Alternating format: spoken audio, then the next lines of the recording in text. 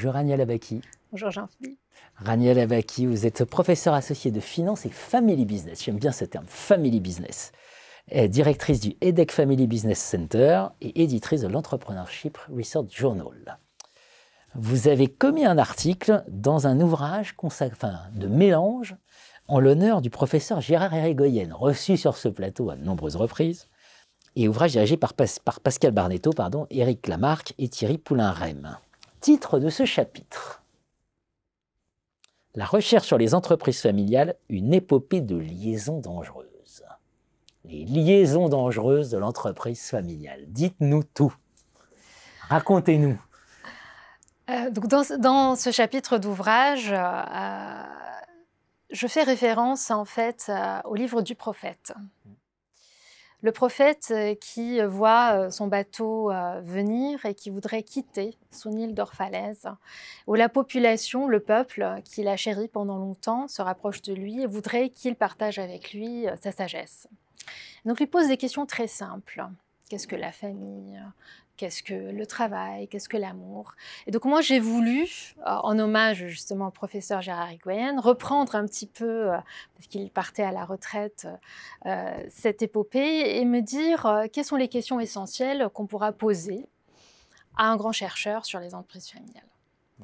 Et donc, j'ai repris les thématiques sur lesquelles j'ai pu travailler, comme les liens familiaux, entre autres. Et effectivement, les liens familiaux peuvent être à double tranchant. Si on arrive à les renforcer au fil des générations, elles peuvent permettre de créer des performances supérieures, générer la continuité de l'entreprise familiale. Mais si on ne le fait pas, elles sont complètement destructrices. Et donc, les conflits peuvent être destructeurs, mais ils peuvent être aussi constructifs. Donc, je me suis penchée sur ces différentes questions voilà, pour voir le degré de danger, finalement, de ces liaisons, mais aussi leur côté clair. Des exemples, peut-être un exemple sur une émotion particulière ou sur un cas extrême? Oui, tout à fait. Donc, nous avons beaucoup d'exemples dans la presse, dans la littérature. C'est vrai qu'on n'en manque pas. Hein. On n'en manque pas. Les Gucci, les Bancroft avec les Wall Street Journal, entre autres. Les Bettencourt. Les Bettencourt, les Peugeot, les Lacoste. Les Mulez.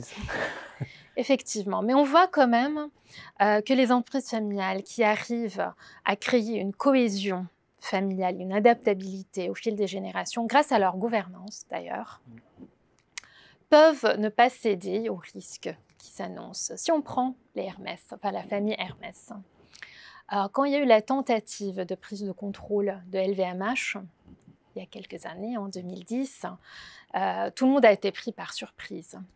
Et malgré tout cela, la famille s'est retrouvée. Et elle a fait une annonce, d'ailleurs, dans Le Monde, où elle a bien exprimé son unité. Elle a dit que c'était une famille unie par le même esprit, déterminée à transmettre le joyau familial qui a été reçu des parents, et en précisant que LVMH ne prendra jamais le contrôle de l'entreprise. Effectivement, Hermès a réussi à renforcer davantage sa gouvernance familiale, et finalement, LVMH s'est retiré. Et on voit aussi, si on regarde vraiment le côté sombre, les familles peuvent aussi avoir des liens forts, mais pour des comportements peut-être moins, comment je dirais, moins éthiques. Si on prend la saga des Sackler, par exemple, avec Purdue Pharma aux États-Unis, la famille qui a été inculpée finalement dans sa contribution à la crise opioïde. La famille ne s'est pas excusée de façon spontanée.